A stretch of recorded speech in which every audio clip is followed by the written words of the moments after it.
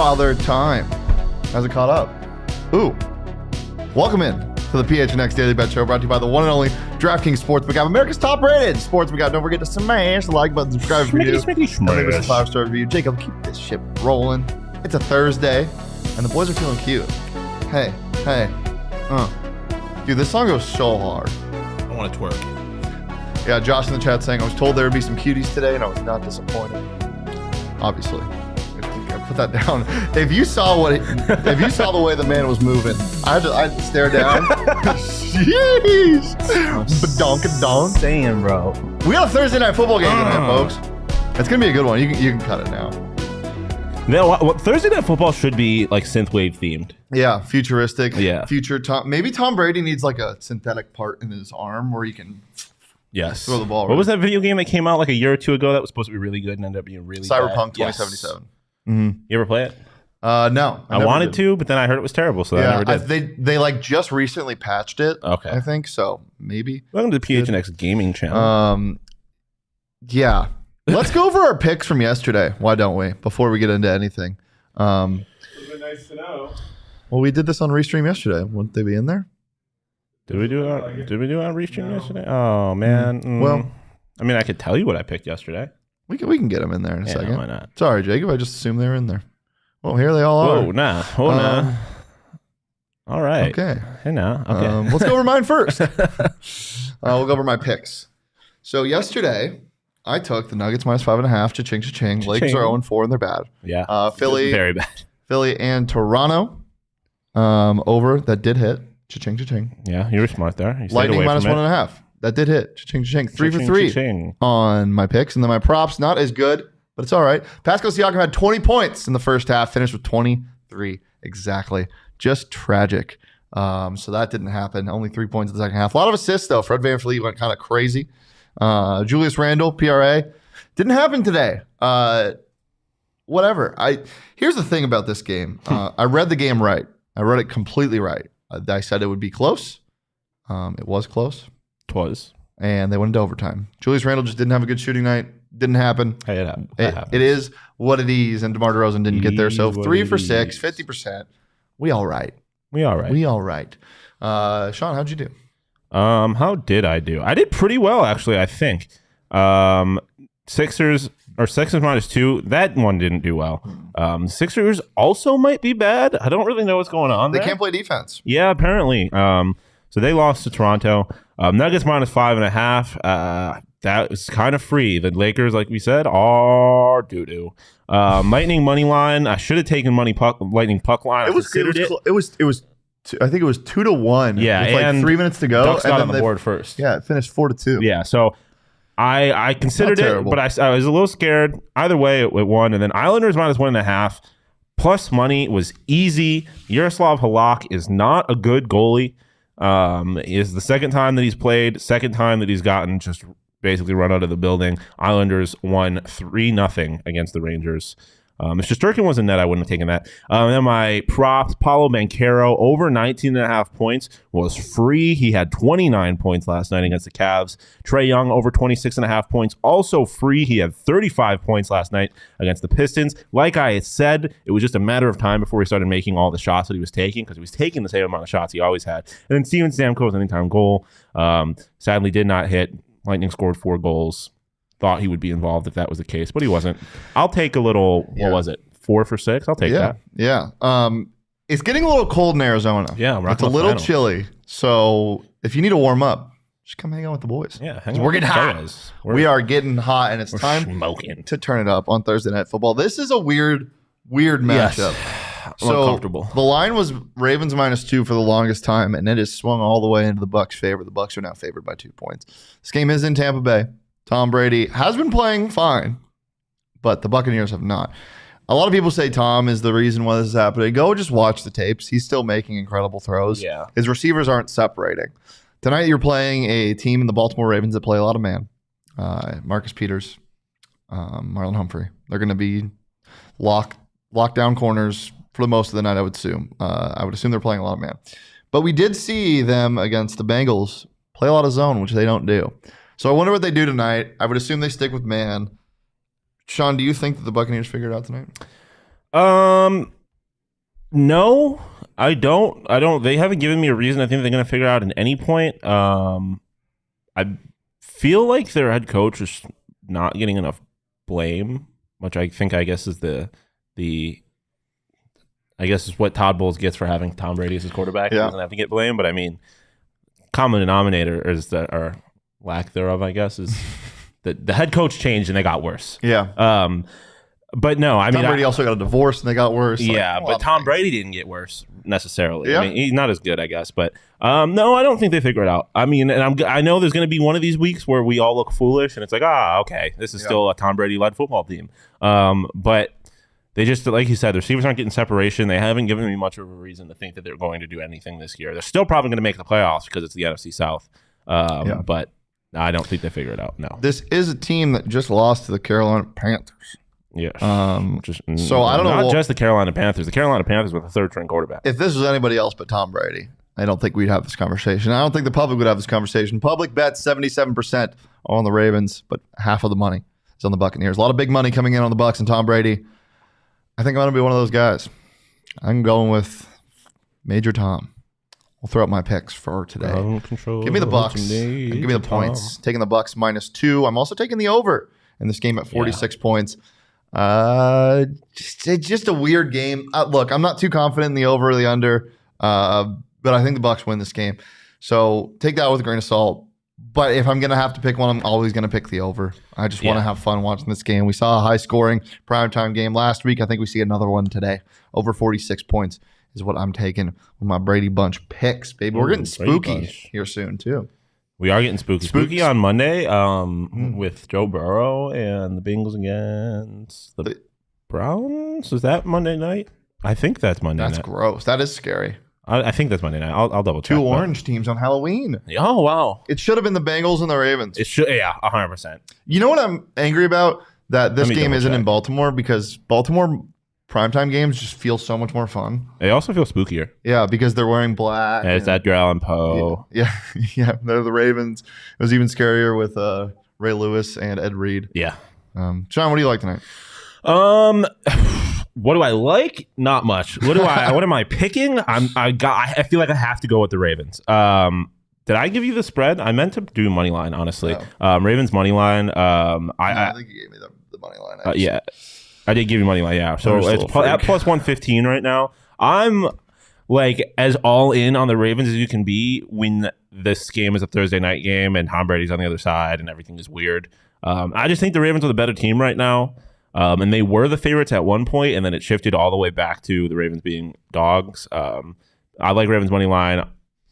At the very least, if you're not confident about the Ravens money line, take Ravens first half as a team that starts fast and finishes slow oftentimes. And I think the opposite can be said, at least as far as the Bucs are concerned, they start slow, and a lot of times they finish slow too. But I think the Ravens win the first half. And that's at -105 right now. And then I'm with you on the over 46. I just have a feeling, again, that the Ravens are going to come out swanging. And then the Bucs are going to have to come out and try and throw the ball to keep up and not blah, blah, blah. And then the Ravens defense is going to collapse in the second half, and then it's just going to be a high-scoring affair. I bet the under on Monday night, and that did not do me well, so I'm staying away from unders on primetime, even though the unders hit most of the time. Yeah. This is such a weird matchup. You get two teams that both high, like statistic-wise, defensively in DVOA. I think the only soft spot on either of those defenses is the Ravens' run defense. Yes. So maybe Leonard Fournette does something. He better. I got him on fantasy. But maybe a certain ASU running back does something. Why don't we throw up my props? Give me Rachaad White. Okay. And give me his first touchdown. Ooh. Plus 1,500. They've been using him a lot more in this offense. The offense has been stalling. What do you do when an offense stalls? You look to something different. Rachaad White can be that different thing. He could be involved in the game script on the first drive. Is he the Bucs' Daniel Ngata? He could. He could be. The Ravens, I think, are bottom 10. Just saw Cheerson walk in with a fiery pink wig.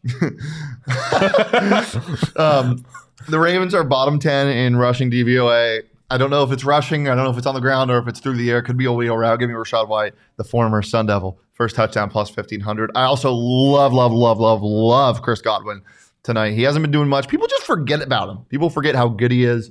Give me his over on receiving yards at 71.5. I think he smashes through it. I think he has 100 plus. I think Tom Brady and this Bucs team gets cooking. And then Shaq Barrett. Surprised I can get these odds. Obviously, only 2 sacks on the year. Both came in the same game, I believe, against the Saints. But Lamar Jackson takes a good amount of sacks. There's been no game this year, I don't think, where he hasn't been sacked. He's going to be scrambling a lot, running for his life. Shaq Barrett, one of the most dominant pass rushers in the NFL. He's another guy people are sleeping on. Give me Shaq Barrett and give me his over or basically a half a sack or more. So we just got to combine. Maybe Vita Vea grabs Lamar somehow. I don't know how that would happen. Somebody grabs Lamar and he just jumps on the pile and get that half a sack. Yeah. Plus 225 on the DraftKings Sports we got right now. Shawn, before we get to your props, are you going to be indulging in any same game parlays tonight? Yes, I am. I feel like a lot of times I take the picks that I put on bets and then I parlay them together for the fun of it. So I'm going to be taking a little Thursday night Vicky. Yeah, well, my favorite thing to do on the DraftKings Sports with same game parlay when they give you the boost is take a bunch of gimmies. And I feel like Tom Brady tonight is a gimme to throw for at least like 220, 250 yards. I think Chris Godwin's alternate over on receiving yards at like 50 or whatever is a gimme. You parlay all of those together and use the DraftKings same game parlay boost. When you parlay 10 picks or more, you get up to 100% profit boost. Basically, you can double what your profit would have been if you didn't get the boost. You can do that once every single game day this year. And if that's not enough, new customers right now on the DraftKings Sportsbook app can bet just $5 on any NBA team to win. Bet on their money line. And if they do win, you get $200 in free bets when you sign up using that promo code PHNX at the DraftKings Sportsbook app. It's why bet on sports anywhere else? NBA, NFL, NHL, Champions League, cricket, Gaelic hurling. There's no other place to do it. Football. Futsal. So download it today. Use that promo code PHNX. Promo code PHNX at the DraftKings Sportsbook app. That's just not pool. Snooki. Minimum age and eligibility restrictions apply. See those show notes for more details. Isn't that just pool? It's like a variation of pool. I think that sounds about right. Yeah. They also have a category on DraftKings that's just called the Winter Sports. What does that involve? Let's see. Ski Jumping World Cup. What? The Ski Jumping World Cup. What are the odds on My DraftKings Sportsbook pick of the week is Sene Previch plus 6,500 to win the Ski Jumping World Cup 2022-2023. You're fading the odds-on favorite Marcus Lindvik? Yes. Yeah, my sources have told me that Marcus Lindvik is suffering. You've seen his form? But he's dealing with that. It's unique. I know the plantar fasciitis is bothering him, but what he does is he comes up like this, and instead of your typical form where you swing your arms up, he goes like this. No. Can you describe that for the audio listener? He yeets. He yeets. I did time code that, by the way. Perfect. Pick of the week. Nice. That's our DraftKings Sportsbook pick of the week. That's not my DraftKings Sportsbook. No, my real DraftKings Sportsbook pick of the week, I'm not that foolish, is Lovro Koss plus 5,000. Stop it. Your DraftKings Sportsbook pick of the week is Cade Otton involved. It is Cade Otton involved. Let's go through up your props. This is the Cade Otton game. Dutch almost came down. Cade Otton anytime touchdown score. Listen. Pugs and hugs, stop it. No, don't do that. Listen. The Ravens defense, tight ends have a field day on the Ravens defense. Cameron Brate is hurt, so Cade Otton is going to be starting in the two games that he started. He's had like 86 and 90% of the snaps he's played. Like I said, tight ends just tear apart the Titans defense. Or wow, Titans, where they come from? Ravens defense. So I like him anytime touchdown score. I honestly like him first touchdown score, but I was a wuss and I stayed away from it. And again, Cade Otton game, over 31.5 receiving yards. I'm pretty sure tight ends have hit that mark in every game, or at least like 4 or 5 of the tight ends that the Ravens have faced have hit that mark this season. So I'm in on Cade Otton. And then Mike Evans' revenge game for dropping that touchdown last week. I think he hits over 67.5 yards. I think revenge on himself. Yeah, he's redemption is more, I guess, what I've said. Okay. I mean, I think, like I said, the Ravens start hot. The Patriots are going to have to throw the ball a lot. Why do I keep saying the Patriots? Dude, are you okay? I'm not okay. Can you come back to us?